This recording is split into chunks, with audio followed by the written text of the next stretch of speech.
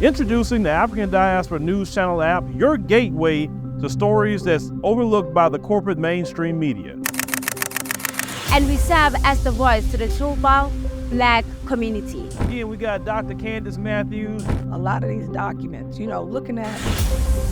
We are committed to informing and educating through the power of media. This country is supposed to be about the land of the free for all. It has not been free for Black people, and we are tired. With our platform, we're helping to end injustice by exposing it. Join us in standing for excellence in journalism and serving our community. Download the African Diaspora News app today. So we're going to talk about Huda Mukbil. She was Canada's first Black Arab Muslim MI5 spy, and yet she, with all of her talents and so instrumental in catching very, very bad people, suffered through racism and discrimination within the agency. Take a look. There was a time when the world of espionage didn't reflect much of the world, and that was certainly the case in Canada. MI5, legendary. For an intelligence officer, there is no better opportunity. July 2005. After a series of attacks on the British capital, authorities were desperate to track down the perpetrators. A Somali-born British citizen is detained in Rome after authorities trace him through his cell phone calls.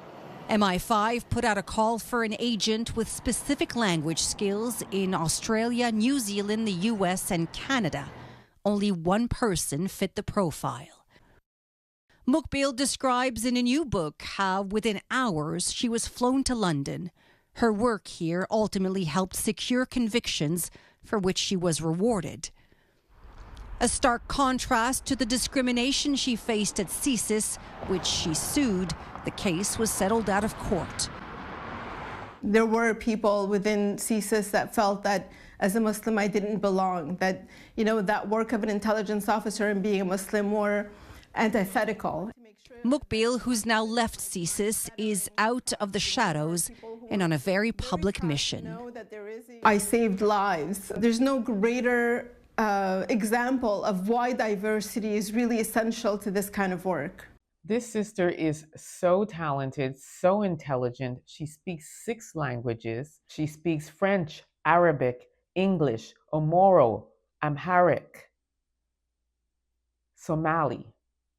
She was the only one in the entire CSIS, which is the Canadian Security Intelligence Service, and she was the only one who spoke Arab. So that is why they needed her to go over to London and work with MI5 there. And she was instrumental in catching the person who was responsible for the bombing in London. When she walked into MI5, the first thing that happened is guns were pulled on her and she was told to freeze, because there again was a Muslim woman wearing her hijab and she was racially profiled. Fortunately, while working with MI5, once they realized who she was, she actually did not suffer through any racism. But at CSIS, she was harassed, she was bullied, she was interrogated for 10 hours, questioning her about her faith, asking her why she wears a hijab. There was so much that she went through, to the point where she launched a multi-million-dollar lawsuit against CSIS. And she was treated like nothing but an insider threat, instead of being recognized and acknowledged for everything that she has done and everything that she contributed to CSIS. She felt like she was alone.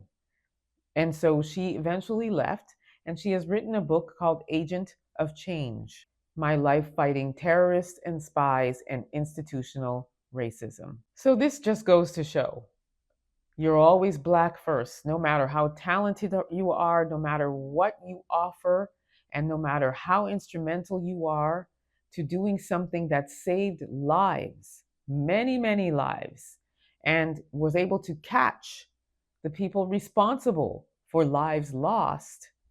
She still suffered discrimination, racism, bullying, harassment, being passed up for jobs, being passed up for promotions, being denied security access to important files and sources. all because of the color of her skin. So I am so glad that she launched that multi-million-dollar lawsuit that was eventually settled out of court. So I am hoping that she got a lot of money. And I also am happy that she has written a book so that we can all know exactly what goes on in CSIS and how Black people and people of color are treated.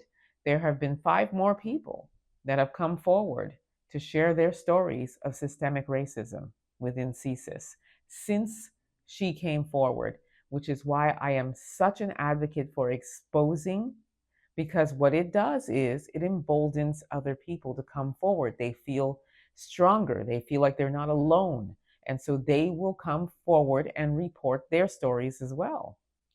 I will be pushing myself to the front of the line to get this book so that I can read and understand exactly what she has gone through. Kudos to this sister. Let me know what you all think about this. Don't forget to like, subscribe, and share this content. Also download the African Diaspora News app. You can grab it at the Google or Apple store, and you want to get this app. You'll have access to beautiful things that you won't see here, so grab that app. Also subscribe to my YouTube channel, EA Public Relations. Until next time, please be safe, everyone.